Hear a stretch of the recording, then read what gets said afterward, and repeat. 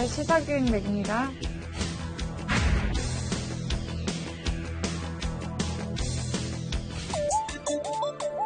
대한민국은 지금 초고령화 사회 진입을 눈앞에 두면서 실버 시장은 황금알을 낳는 산업으로 각광받고 있습니다. 그중에 하나가 노인 의료복지시설, 바로 요양병원일 텐데요. 저희는 요양병원의 실태를 취재하던 중 한 통의 제보 전화를 받았습니다. 제보 전화 속에서 믿을 수 없는 요양병원의 현실, 시사기획맥에서 고발합니다.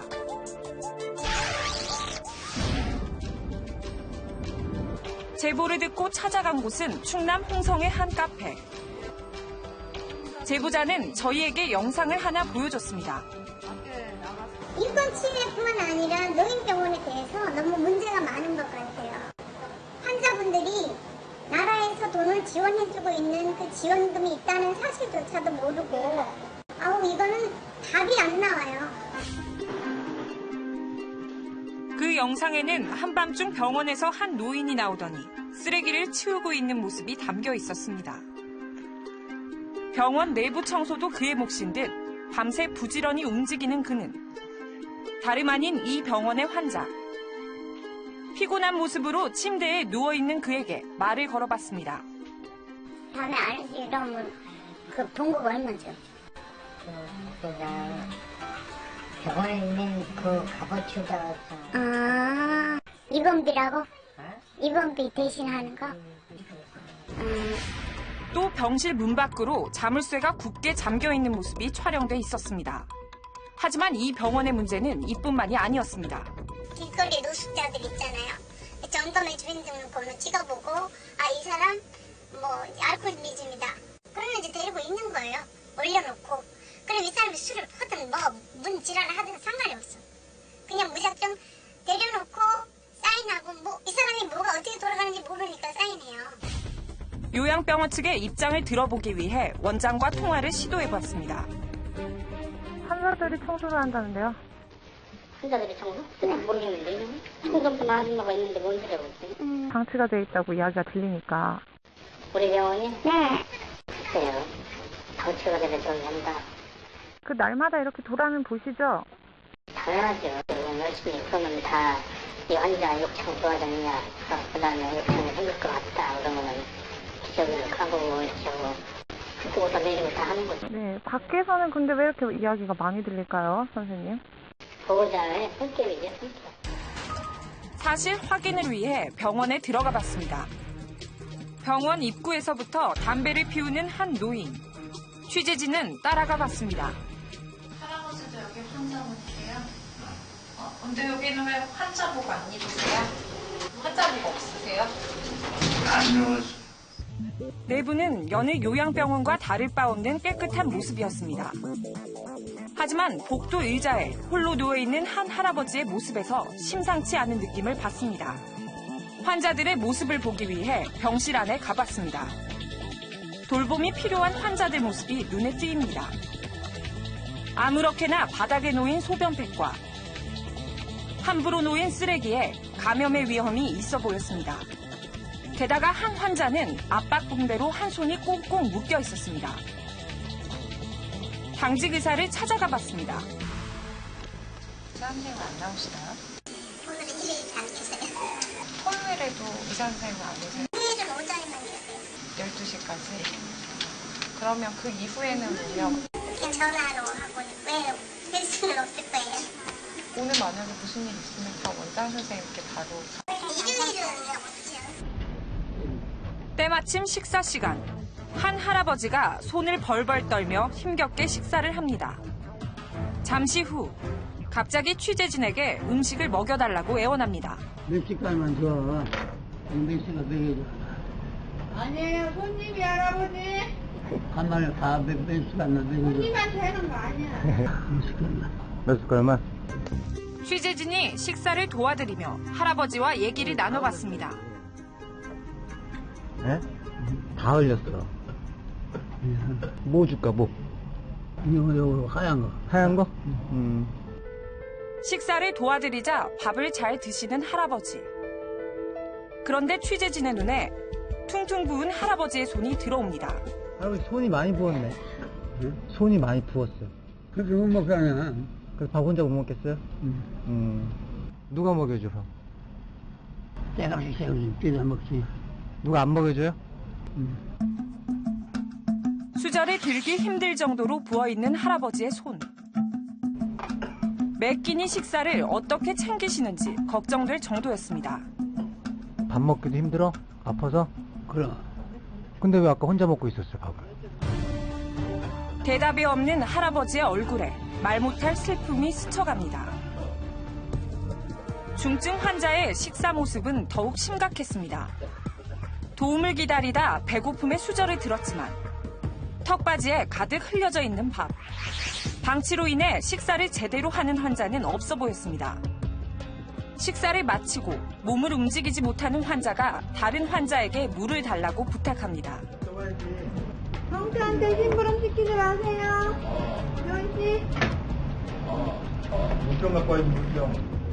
왜 환자가 간호사나 간병인이 아닌 다른 환자에게 물을 달라고 할까요? 왜 안 줘요? 가져야 되냐면. 아니, 간병인한테 달라고 그러잖아요. 잘 안 주려고 그래. 왜요? 오줌 많이 나오는데. 너무 많이 나온다고. 오줌 많이 싼다고 물 못 먹게 해요? 하지만 이 환자는 갈증보다 더 큰 고통이 있었습니다. 바로 심한 욕창인데요. 얼핏 봐도 15cm 정도의 욕창. 상태가 꽤 심각해 보였습니다. 왜 생겼어요? 움직이자, 그래야지. 사람들이 안 움직여줘요? 그래서 많이 났대. 많이 아플 것 같은데. 딱 때리면 많이 아프지. 이 병원의 중증 환자들은 거의 대부분 심한 욕창에 시달리고 있었습니다. 도대체 환자 관리는 어떻게 하는 걸까? 욕탕이 뭔지 몰랐죠. 네, 몰랐어요. 많이 그래요? 청년이 하고 여기하고 계속 누워있으니까? 그렇게 움직이지 않으니까 좀 움직여줘야겠네, 그럼. 우리가 때때로 막 2시간만 해주는데 취재진이 요양병원 내부로 들어가서 살펴본 모습은 상상 이상이었습니다. 가족처럼 돌보고 치료해준다는 요양병원이 오히려 환자의 건강을 위협하고 있는 것으로 보였습니다. 돈에 눈이 뒤집힌 사람들은 그게 당연한 거예요. 노인들을 저렇게 방치하고 또 막 함부로 그런 걸 보면 미치겠어요. 예민하신 분들은 라운딩 하는 데만 해도 3시간, 4시간이 걸린다고요. 근데 여기는 한 바퀴 도는데 30분도 안 걸려요. 안녕하세요. 악수 한번 끝이요. 환자가 죽어 자빠지든 뭐하고 나가는 신경 안 써요. 취재진은 다시 병원을 찾았습니다. 그런데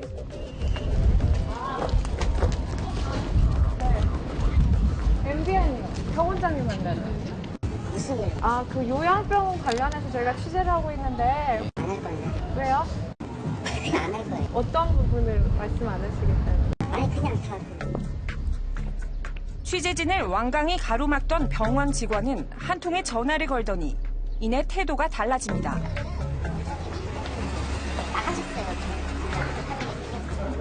직원의 안내로 함께 병원에 들어가 봤습니다. 하지만 병원장은 부재 중이었고 취재진이 영상을 보여주자 직원은 그동안 아무것도 모르고 있었다며 체념한 듯 어렵게 입을 엽니다. 이게 무슨 일인지 어떻게 된 상황인지 한번 저도 조사해보고 저도 알아봐요. 저는 이제 지금 알았으니까. 털어서 먼지 안 나오는 데가 어디 있어요. 솔직히 까놓고 얘기해서. 네? 어떤 병원이고 털어보면 먼지 안 나오는 거 있겠습니까? 지금 그거를 털고 있는데 참 환장하겠네요. 정말 저도. 취재진의 카메라에 포착된 한 요양병원의 모습은 너무나도 충격적이었습니다. 24시간 내 가족처럼 부모님을 돌보겠다는 요양병원의 모습은 온데간데 없었는데요. 도대체 왜 이런 일들이 요양병원에서 일어나고 있는 걸까요? 최근 요양병원은 주위에서 흔히 볼 수 있을 정도로 많아졌습니다. 왜 이렇게 늘어났을까요? 고령화 사회로 접어들면서 정부에서 요양병원 증가 정책을 폈어요. 그래서 2005년부터 2008년 사이에 요양병원에 급증을 하게 되었고 거기에 따라서 이제 정부에서 지원 정책을 펴니까 편성해서 질이 낮은 병원이 일부 포함이 될 수가 있었어요. 2004년 109개로 시작한 요양병원은 8년이 지난 지금 무려 10배 가까이 늘어났습니다. 이런 추세는 다양한 부작용을 야기할 수밖에 없었는데요. 그중 하나는 간병인 문제라고 지적합니다. 가장 빈번하게 함께 이제 대면할 수 있는 분들이 요양보호사, 간병인 분들인데 그런 분들이 사실 적은 임금과 열악한 어떤 노동 조건 또 24시간 근무하는 이런 아주 어려운 노동 조건 때문에 질 높은 서비스를 제공하기 어렵다는 거죠. 간병인들의 이야기를 들어보기 위해 한 요양병원을 찾았습니다. 그곳에서 여러 가지 이야기를 들을 수 있었는데요. 그런데 열악한 노동 환경 때문인지 간병인은 대부분 조선족이었습니다. 어떻게 일하지? 식당보다 낫다 그랬다고 얘기하면 들어가봤지만 어때요? 식당보다 괜찮아요? 힘들어요. 일만 들어 이러면 치매하는 게 있고 막 밤에만 잘못한 거지 막 잠도 잘못하면 힘들어요. 다 이렇게 우리나라 분 아니신가 보네? 네, 여기는 없어요. 다 중국. 그래서 말씀하세요. 사람들이 아무래도 요즘은 뭐 가정도 없고 그러니까 먹고 사는 거 많잖아. 그러니까 먹고 사는 사람 많으니까 그렇게 사람 많을 것 같아요. 적은 수로 관리가 힘든 중증 환자를 24시간 돌봐야 하는 상황의 피해는 결국 환자 몫입니다.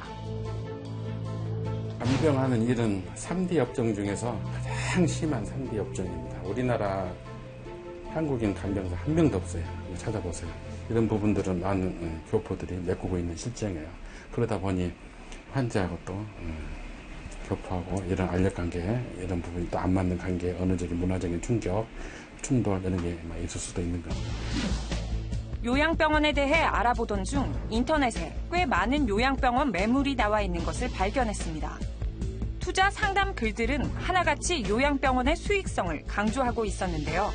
이런 요양병원 설립은 불법으로 이어지는 경우도 많았습니다. 요양병원은 얼마나 쉽게 세울 수 있을까요? 취재진은 투자자로 가장해 요양병원 설립 컨설팅을 해준다는 사무장을 직접 만나봤습니다. 요양병원은 많이 있잖아요. 그래서 이게 돈이 될까 맨 처음엔 좀 생각이 됐었거든요. 65세 이상의 노인 인구가 지금 7%를 넘어서 10% 정도 육박하고 있어요. 초고령화 사회인데 일본에 비해서 3배가 빠르고 미국에서 7배 정도 빠른데 노인 인구가 가속화되는 게. 그래서 안전빵이라고 제가 얘기해요. 요양병원은. 수익률을 딱 보면 그렇게 보시면 돼요. 환자가 100명이면 기본 5천. 그리고 뭐 200명이면 한 1억. 이렇게 보시면 돼요. 네, 세금 나자라고. 그의 이야기로는 환자 1명당 받는 금액에서 순수익은 한 달에 50만 원. 환자 200명이면 1억 원을 벌 수 있고 6개월 안에 투자 원금 이상을 회수할 수 있다고 말했습니다. 그는 필기까지 해가며 요양병원 사업에 불법 수익을 내는 과정을 설명해줬습니다. 계약을 하는 겁니다, 의사. 이거는 뭐 되게 음성적인 얘기인데요. 내가 1억 줄게, 2억 줄게 이렇게 나갑니다. 6개월 동안. 대신에 허위충고 들어갑니다. 모든 환자들, 뭐 다른 데 있는 그런 환자까지 막 허위충고 들어갑니다. 그게 무슨 말이죠? 허위충고. 건강보험 심사평가원에다가 돈을 받아내는 겁니다. 환자가 입원하지 않았는데 입원한 것처럼. 그게 어떻게 가능해요? 가능합니다. 서류로만 넣는 거죠. 그래서 그걸 확인하는데 6개월이 걸리는 겁니다. 확인하고 신청을 해서 나오는데 그래서 도망가는 거죠, 그 사이에. 일반적으로 의사나 한의사 면허가 있을 경우엔 정상적으로 병원 개원이 이루어집니다. 하지만 일반인의 경우 의사와 사무장을 고용해 승인을 받아도 병원 운영이 가능한 겁니다. 투자에 대한 확신을 심어주기 위해서인지 그는 요양병원 사업에 큰 자신감을 나타내기도 했습니다. 제가 다르게 말씀을 한번 드려볼게요. 사장님 돈이 좀 있으시면 저한테 투자를 해주세요. 투자를 제 이름 앞으로 하나도 안 하셔도 돼요. 사장님 앞으로 건너가지고 수익이 나오면 다시 나눠가죠. 할 정도로 요양원은 괜찮아요. 어떻게 일반인이 이렇게 쉽게 요양병원 개설을 할 수 있는 걸까요? 만약에 이게 공공기관이었고 공공인프라였으면 이제 통제를 좀 할 수 있었겠지. 비영리법인은 할 수 있다라고요. 그러면 그 사람들이 하겠다고 했을 때 지금 너무 시설이 많으니까 하지 마십시오라고 제재할 수 있는 기준이 전혀 없는 상태에서 못하게 할 수는 없죠. 이렇듯 투자 목적으로 요양병원을 짓는 사례가 늘어나며 병원 간의 과다 경쟁이 또 하나의 문제로 떠올랐습니다. 이런 과다 경쟁으로 병원들이 가격 할인까지 하고 있는데요. 취재진은 보호자로 가장해 한 요양병원에서 상담을 받아봤습니다. 20만 원 말씀드리는데 보호자분이 오신다고 하시면은 병원 비용에서 30만 원까지 해드릴 수 있을 것 같아요. 그래서 총 한 달에 80만 원 정도. 제공하는 건 똑같은데 조금 할인해 주신다는 거. 그렇죠. 금액 같은 경우. 근데 사실 할인 같은 경우 불법이에요. 사실 이렇게 하면 안 되는 거예요. 근데 이제 어디 가서 뭐 할인이라는 얘기를 저희가 하면 안 되는 거고 병원에서도. 저희한테 문제는 아니 그런 건 10만 원 깎자고. 만약 혹시라도 나중에 외부에서 뭐 이렇게 검사가 들어오거나 이랬을 때 저희한테 문제가 되는 거고 보호자분 없으니까. 사실 일반 요즘에 서울의 요양병 모시게 되면 100만 원 이상 되시거든요. 기본적으로 120만 원까지 나오시는데. 근데 저희가 이제 가급적인 환자분을 저희가 유지를 해야 되는 거고. 가격 할인이라면 환자들 입장에서는 반길 소식인데요. 왜 문제가 되는 걸까요? 수가라는 것을 다 책정을 해놨는데 본인 부담금을 안 받는다라는 거는 그 시설에서 그러니까 병원에서 한 20%에서 30%를 안 받고 운영을 해야 되는 상황이기 때문에 결국은 나중에 그것이 고스란히 이제 낮은 서비스의 질로서 그 본인한테 돌아가고 또 그것을 필요로 하는 이제 여러 동일한 사람들한테 다 이렇게 돌아가는 효과가 나타나는 거죠. 수많은 문제를 안고 있는 요양병원. 이런 문제는 누구에게 이야기를 해야 할까요? 책임 부서인 보건복지부에 상담 신청을 해봤습니다. 요양병원 담당관도 따로. 그럼 요양병원 담당관은 어디예요? 노동기관 정책관. 하지만 이 문제에 대해 답을 해주는 담당 부서는 찾기 힘들었습니다. 결국 어렵게 담당 부서 책임자에게 이야기를 들어봤습니다. 요양병원을 포함해가지고 저희가 이제 의료기관들에 대한 그 시설 기준이라든가 인력 적응 기준도 가지고 이제 정비가 돼 있는 상태들인 거고요. 네네네. 그다음에 이제 그게 그대로 이제 지키는지 안 지키는지 부분에 대해서는 실질적으로 가게 이제 신고라든지 허가를 내준 시도에서 지금 이제 어떤 관리감독을 해야 될 상황이거든요. 네네네. 근데 그 부분들이 우리가 어떤 집행적인 정책부서에서 그 부분이 아셔야 될 필요성이 있는가 싶은 그런 의구심이 좀 있는 거고요. 그럼 저희가 뭐 딱히 뭔가 이게 들리는 말씀이 같은 문제 없는 쪽 같아요. 나이가 들고 몸이 아파 요양병원을 찾는 노인 환자들. 취재진이 둘러본 일부 요양병원은 치료와 돌봄 대신 환자를 고통 속에 방치하고 있었습니다. 하지만 환자들의 얼굴 표정이 곧 우리의 미래 모습이 아닐까요? 일부 요양병원의 상술과 안일함이 가뜩이나 질병과 외로움이란 이중고를 겪고 있는 노인 환자들의 마음을 멍들게 하고 있습니다. 하지만 이에 대한 정부기관의 노력은 부족하기만 한데요. 우리의 노후를 믿고 맡길 수 있는 요양병원은 없을까요? 정부기관의 세심한 노력이 절실한 때입니다. 시사기획맥 오지혜입니다.